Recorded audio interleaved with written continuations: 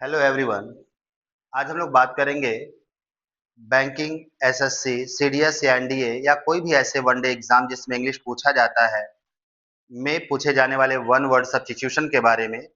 आज हम लोगों का विषय होगा मैरिज डिनोटिंग सेंटेंस के बारे में। हम लोगों के एग्जाम में फ्रेंड्स ऐसे कई सेंटेंस पूछे गए हैं जो मैरिज से रिलेट करने वाले हैं। इट मीन्स उसमें विवाह के अलग अलग प्रथाओं की बात की गई है, सिस्टम ऑफ मैरिज की बात की गई है। तो हम लोग बात करेंगे ऐसे कुछ स्टेटमेंट की जो हमारे एग्जाम में क्वेश्चन पेपर में बार बार पूछा गया है। स्टेटमेंट की भी बात करेंगे और उस स्टेटमेंट के लिए वन वर्ड क्या होगा इसकी भी बात करेंगे। हम लोग यहाँ पर स्टेटमेंट के बेसिस पे वर्ड को बनाना या वर्ड के बेसिस पर स्टेटमेंट को बनाने की बात करेंगे, ताकि हमें यहाँ रटने की जरूरत ना पड़े। हम वर्ड से स्टेटमेंट बनाना और स्टेटमेंट से वर्ड बनाना सीखेंगे और आसान तरीके से इजी वे में हम ऐसे आने वाले क्वेश्चन को सॉल्व करेंगे। तो चलिए फ्रेंड्स, हम लोग बात करते हैं मैरिज डिनोटिंग सेंटेंस के लिए आने वाले एक एक वर्ड की। तो सबसे पहला वर्ड हम लोगों का फ्रेंड्स बनेगा मोनोगामी। अगर हम लोग मोनोगामी की बात करें तो सबसे पहले मोनोगामी में आने वाले जो दो छोटे छोटे रूट वर्ड्स हैं, जैसा कि आप देखेंगे, इसका पहला रूट वर्ड है मोनो और दूसरा रूट वर्ड है गामी।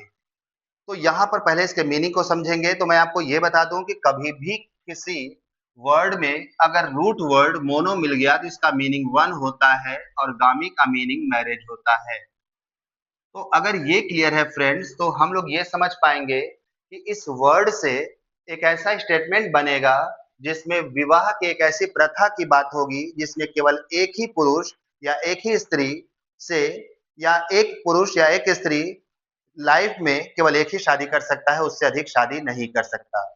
तो यहाँ पर इसके लिए क्या स्टेटमेंट बना है, चलिए हम लोग उसको देखते हैं। तो मोनोगामी का स्टेटमेंट है द प्रैक्टिस ऑफ हैविंग। यहाँ प्रैक्टिस का मीन है फ्रेंड्स सिस्टम से, प्रथा से, और हैविंग का मीन है मैरिज से, विवाह करने से। तो यहाँ पर आप देखेंगे the practice of having one wife और husband at a time. It means whole life में केवल एक ही विवाह, चाहे वो स्त्री हो या पुरुष हो, को करना है। ऐसा सामाजिक वैवाहिक प्रथा को हम मोनोगामी के नाम से जानते हैं। अब फ्रेंड्स, अगर सेंटेंस दिया हुआ है और हमें सेंटेंस के लिए बताना है कि एक वर्ड क्या बना हुआ है, तो कैसे हम वर्ड के बेसिस पर, सेंटेंस में आने वाले वर्ड के बेसिस पर इसका एक वर्ड फाइंड आउट करेंगे, इसको भी समझने की जरूरत है। अब देखिए, कभी भी किसी सेंटेंस में अगर प्रैक्टिस ऑफ हैविंग लिखा हुआ हो और उस सेंटेंस में वन वाइफ या वन हस्बैंड लिखा हुआ है, तो ये वर्ड हम गेस बनाएंगे, ये की वर्ड हमारे लिए बन जाएगा इस बात को समझने के लिए कि जब बात यहाँ वन वाइफ या वन हस्बैंड की हो रही है, तो ऐसा ही कोई वर्ड इसके लिए चुना जाएगा, चूज किया जाएगा जिसमें वन आया हो। और चूंकि विवाह की प्रथा की बात हो रही है, तो वहां शब्द में हमें गामी भी मिलेगा। तो इस तरह से हम इस सेंटेंस के लिए मोनोगामी एक वर्ड चूज करेंगे। चलिए आइए दूसरे वर्ड के बारे में बात करेंगे। तो दूसरा वर्ड हमारा है बाईगामी। अगर हमें गामी के साथ बाई लगा हुआ मिल जाए फ्रेंड्स, तो बाई का मीनिंग टू होता है। और जैसा कि पहले वर्ड में ही हम गामी का मीनिंग समझ चुके हैं कि कभी भी किसी वर्ड में गामी लगा हुआ हो तो इसका मतलब मैरिज से होता है। तो बाईगामी विवाह की एक ऐसी प्रथा की बात करता है फ्रेंड्स, जिसमें कोई भी पुरुष, कोई भी स्त्री जरूरत के हिसाब से होल लाइफ में दो शादियां कर सकता हो। ऐसा समाज में बनने वाली विवाह की प्रथा के लिए एक वर्ड बना है बाईगामी। तो हम कह सकते हैं कि बाईगामी के लिए जो सेंटेंस बनेगा वो आपका है the practice of having two wives और हस्बैंड्स एट अ टाइम।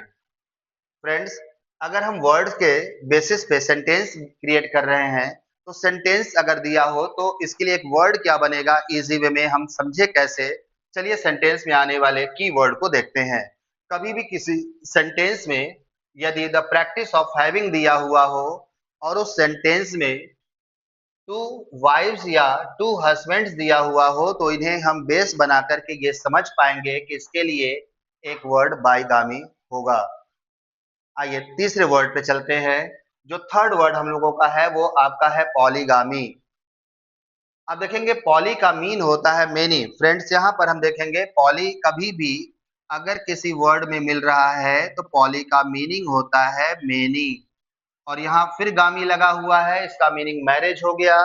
तो पॉलीगामी जो होता है विवाह के एक ऐसी प्रथा की बात करता है जिसमें कोई पुरुष एक से अधिक विवाह जरूरत के हिसाब से होल लाइफ में कर सकता हो।